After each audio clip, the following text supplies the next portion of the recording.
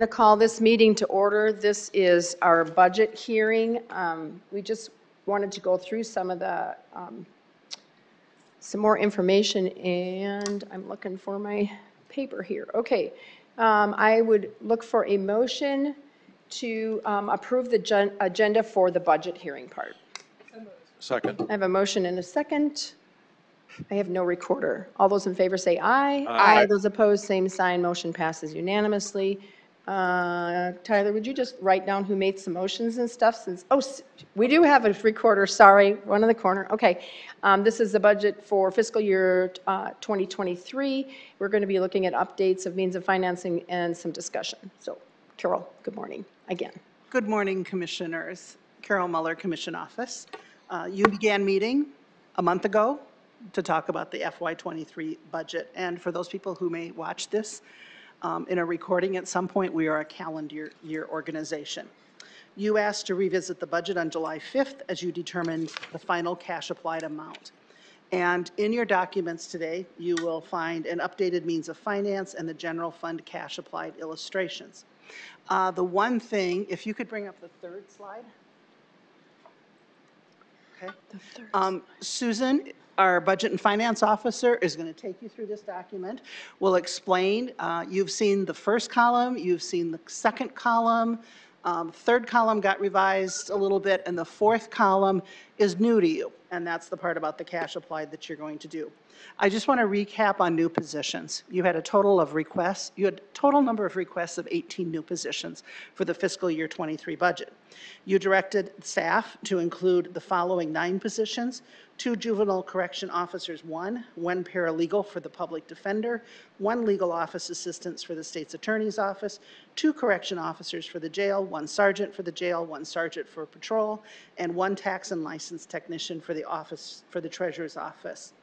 The proposed budget also includes a 5% matrix adjustment for staff for FY23, along with the changing of the health insurance from 70% employer, 30% employee to 75% employer and 25% employee. So before you today, we're looking for further direction, especially on the cash applied numbers, and if there's anything else you'd like to revisit on this. Just as we look at July, because our lives revolve around Tuesdays, the next time you meet will be July 19th. The next time after that will be July 26th, at which time you will need to pass a provisional budget at that point, the last Tuesday of this month.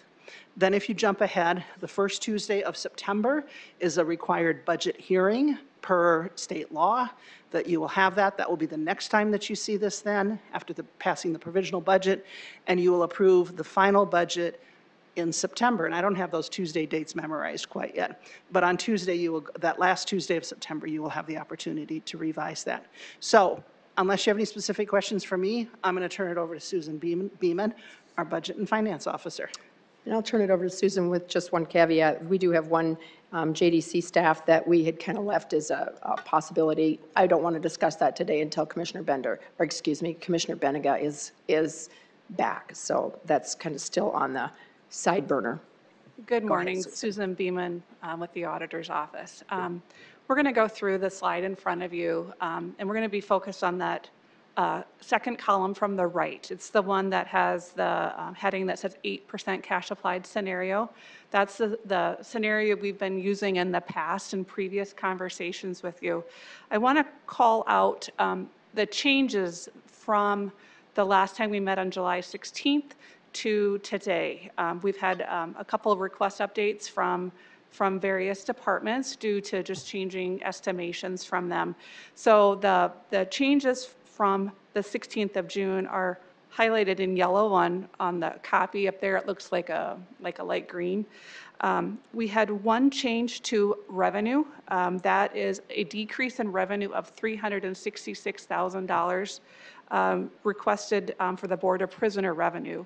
That is based upon new estimates from the Sheriff's Office. With their increase in number of inmates, they're expecting that there won't be as much bed rental revenue coming in next year just due to rising jail population.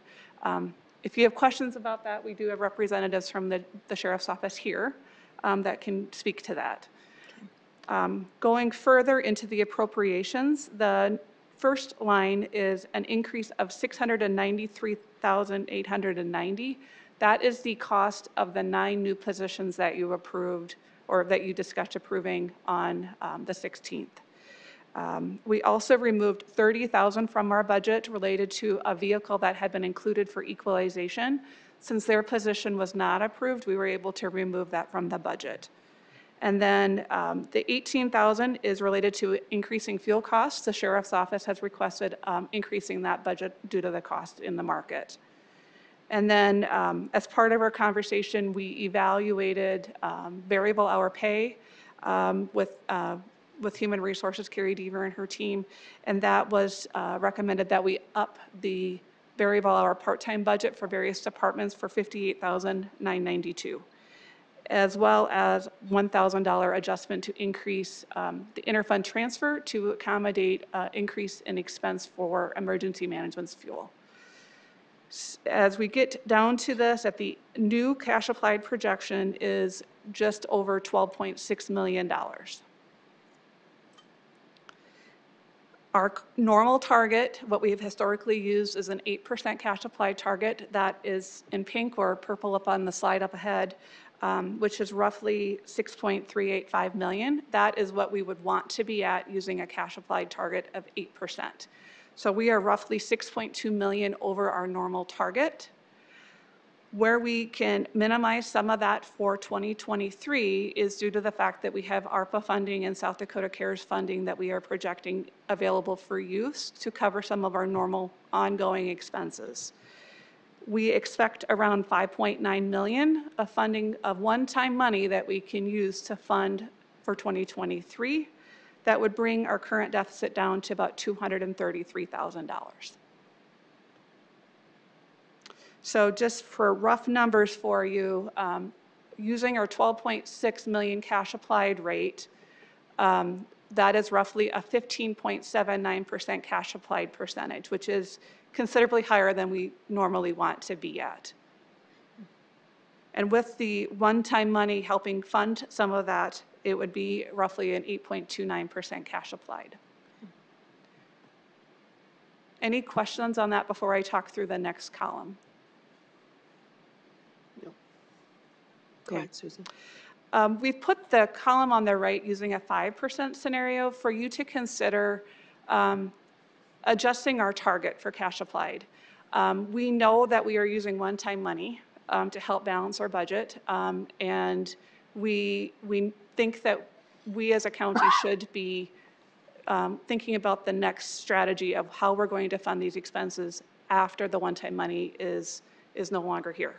And so we have put together a scenario that if you use that 5% target, that would mean our deficit is $2.6 million, and we would encourage you to consider using a cash applied rate lower than that 8% to prepare us for that one-time money expiring. Questions?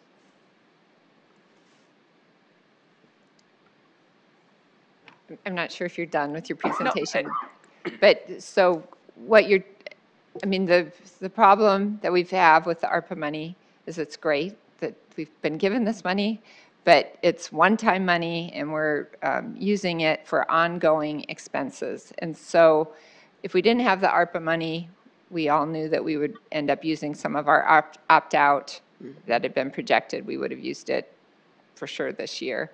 And so what you're suggesting in this final column, if I'm tracking with you correctly, is that we do go ahead and use some of our opt-out money to kind of smooth the cost to the taxpayers of what's coming when the ARPA money is gone. Correct. We'd encourage the commission to consider using some additional opt-out for 2023 to smooth in that tax increase with the preparation to prepare for that one-time money no longer being available. And this is already approved opt-out money that we have not spent. We approved it several years ago. Correct. Yes. So that both of these scenarios right now have opt-outs remaining at 2022 levels. So we've not increased any opt-out in the current budget presentation. But for each percentage below 8%, it's roughly $800,000 additional that would be into that calculation. So with 5%, it's 2.6 million. 7% would be 800,000 short of that. Commissioner Karski. The whole cash applied conversation's interesting, especially if you look at it from the outside. It takes a few years to kind of truly understand it. And Susan, I know you've been doing this for, is it a little over a year now? Yes. Thank you. It's our cushion. I mean, it would probably be the best way to put it. When we're looking at the difference between 5% and 8% cash applied, we're not adjusting our expenses. We're just adjusting our cushion. Correct. So, and I, you know, it's more of a philosophical discussion about how much money do we want to kind of give us for the just in case scenario. 8%'s been what the commission has always or kind of looked at doing, and we're really not talking about the 2023 budget. We're talking about the 2024 and 2025 budget, kind of with the goal with setting ourselves up properly to be positioned so that the pain is a lot less at that point. Yes, that is definitely part of it. You know, with the 8% model, that essentially tries to target us to just break even, so to speak, that we're not building any cushion. We also know that with this one-time funding that it will be going away. And we need to prepare for that, or we will have a sizable deficit that needs to be taken care of in the very near future. Commissioner Burr? Susan, so we have nibbled away at our opt-out, never taking all of it because in good faith, we've just been taking a bit of it each year as needed. And so how much of our current opt-out is available for us to take at this point? 4.75 million. 4.75? Yes.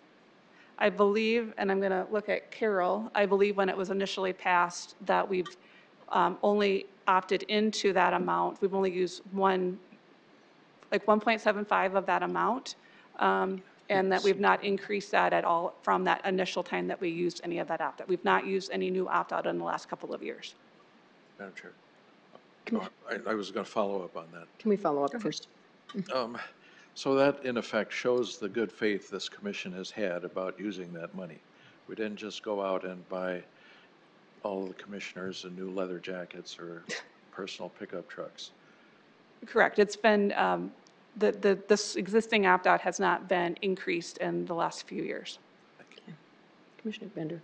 So I think back to Commissioner Karski's point, the philosophical issue that we're addressing here is whether our cash applied, which is not a word that private businesses use, so it's difficult for people to understand, but whether we should be budgeting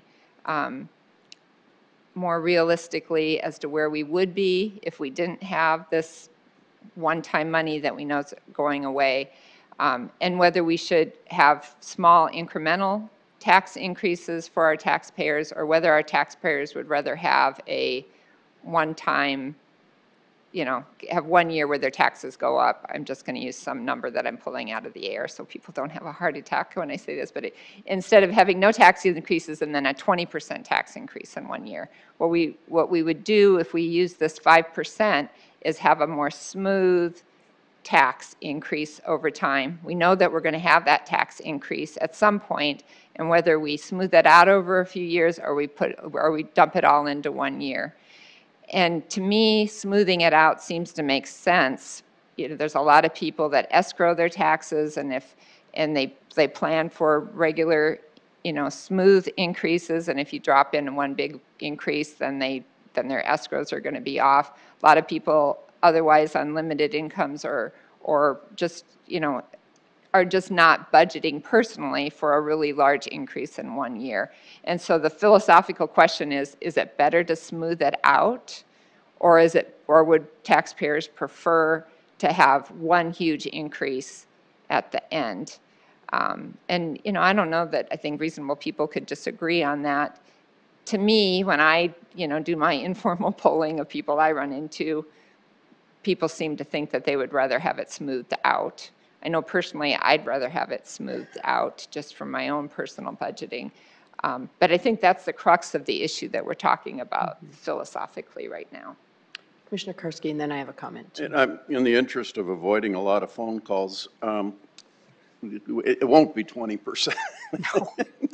I tried to give a caveat. Yeah, but the numbers I've seen just projecting out, a $300,000 house would go up $4 a month every year, basically, if we spread it out over 4 or 5 years versus maybe going up $12 or $16 a month in 1 year. So it's more, I mean, a $300,000 house, your taxes, property taxes go up $4 a month. We're doing our best to be prudent. We're watching we had 18 requests for new hires and we're approving 8. 9 or 10.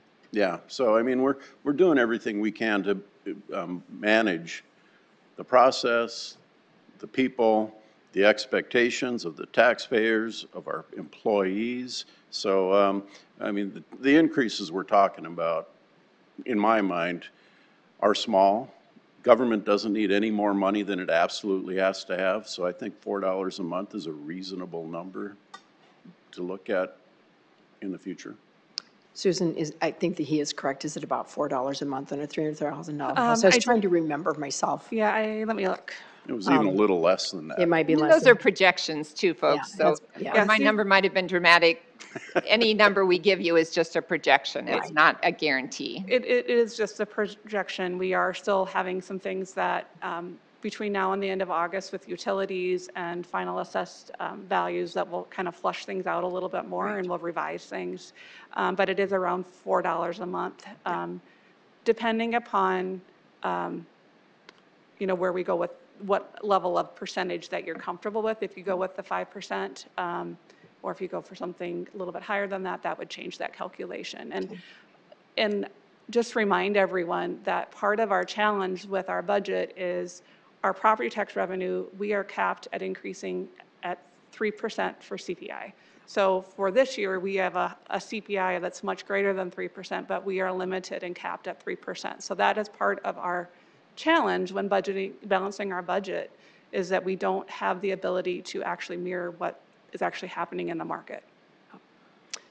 And for coffee drinkers, which I don't buy coffee out very often, but it's usually more than $4 unless you're buying plain coffee a month. And I'm sure if you drink 2 cups of coffee, it's probably, that doesn't mean we take it lightly.